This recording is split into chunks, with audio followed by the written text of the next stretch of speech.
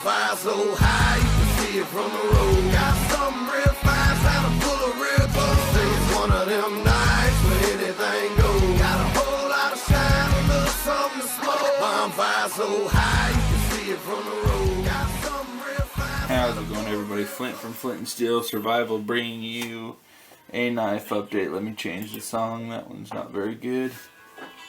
Colt Ford. Okay. Sorry. I've been jamming out here down in the shop. Couple hours now today. I took a little break, watched a movie with my wife, had some dinner. Now I'm back at it. She fell asleep watching the movie, so I'm just like, yeah, you go to bed. I'll come down here and hang out some more. I'm not tired. I'm a graveyard guy. Stay up all night. So I only took a small nap when I got off today. So I am kind of tired, but it'll take me a couple more hours. It is right now currently 11:51 p.m. so I'll probably go to bed about 2.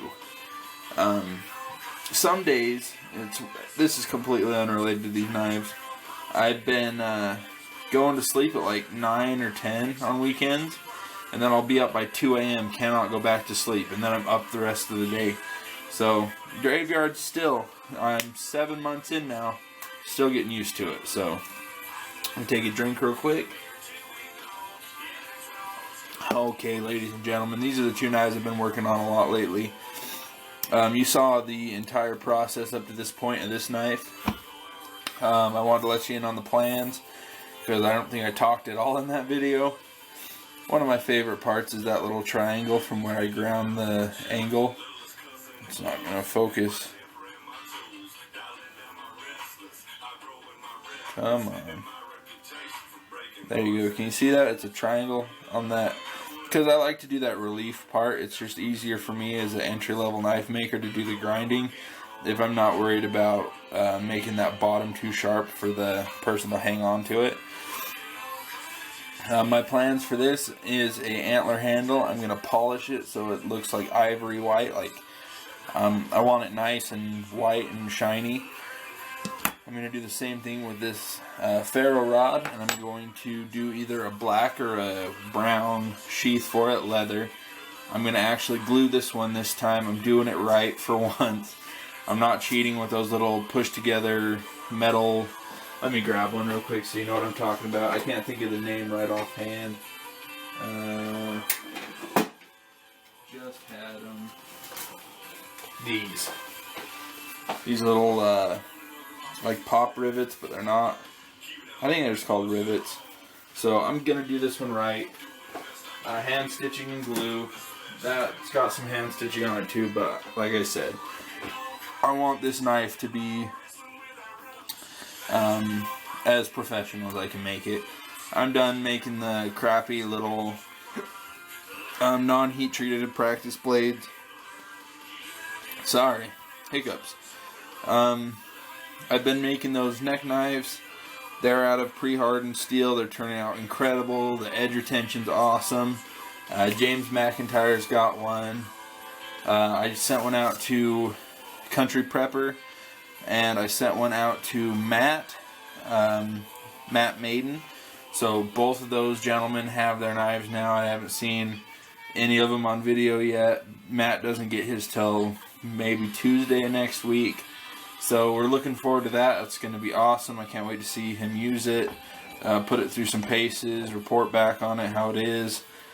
But I'm really making sure I'm making knives that I'm proud to put out there into the world. So this one I'm going to take ultra amounts of time, especially if I do sell it or give it away. I want this to be the best knife I've ever made. Then this one is something I made for me. I got this idea that just hit me like a sack of shit the other day. And it was Wednesday, and I just started grinding this. I shaped it out. This was my last file I had on hand, and I just ground this shape. Started the blade today, finished it today. Nice and sharp, very even. An accidental recurve that turned out to be really nice. If you look at that, it's taller here, it goes down here, and then it goes back to tall. But that thing is just ridiculously sharp. The recurve is sharper than any other portion. To sharpen it, let me grab my stones real quick. I'll just grab the one. So normally you sharpen on a stone this direction. To sharpen it this time, I turned it on this edge and used the edge, you know, so it would get that recurve. That thing freaking sharpened out so damn sharp. I'd show it to you, but it's not even done yet. Like, I haven't hit it with my 400 stone and cleaned it up, but I promise you that edge is nice. Let's see if it'll shave. Not quite shaving sharp, but we'll get it there. Like I said, as soon as I hit it with that 400 stone, the tip is very, very sharp. Another thing I really like about this knife is I've rounded the entire top portion to make it more comfortable, and this handle. It's going to be a bare metal knife. I don't want any handles on it. I want it as light as possible, as simple as possible. This is going to be an EDC fixed blade. And my idea that hit me was a sheath idea.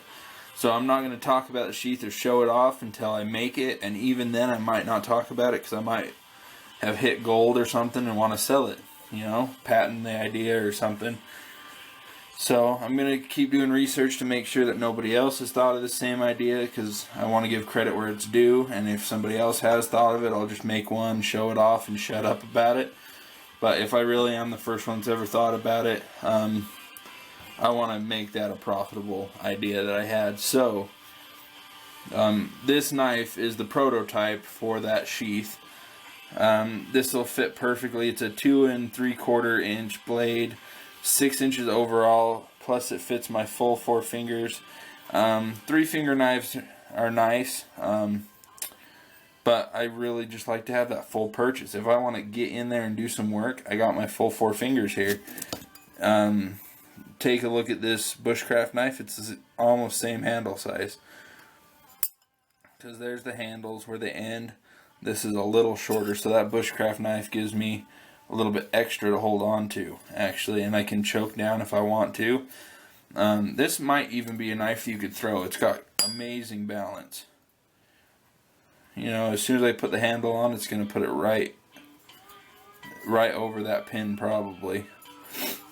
So anyway, I'm very excited about that knife, but I'm even more excited about this one. I got it all polished. There's still some file like pattern in the handle, but I kind of like it. It adds grip, as well as I left a section of the file up here, from here to here. I don't know if you can see it right. Yeah, you can.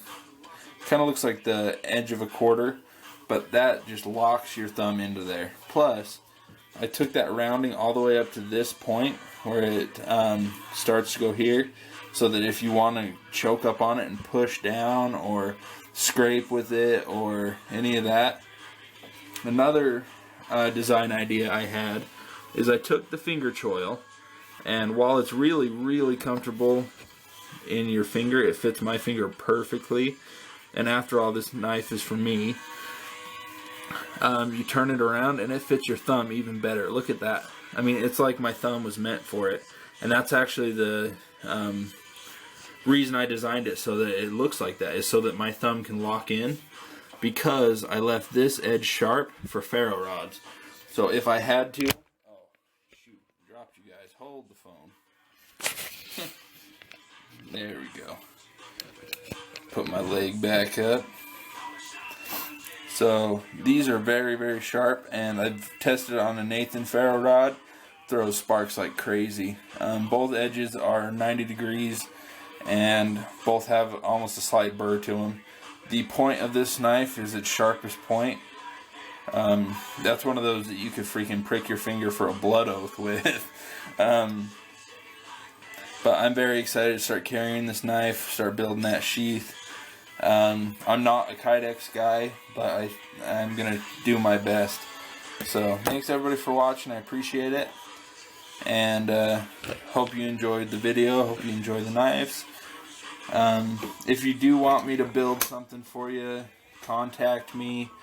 I'm not really ready for much yet, but I can start thinking about ideas. So if you have a lot of time to wait for me to get ideas in my head and stuff, then let me know now. But if not, wait till I get a little bit more practice. But like I said, I'm done doing the cheap, crappy metal knives, and I'm ready to move on to these file knives.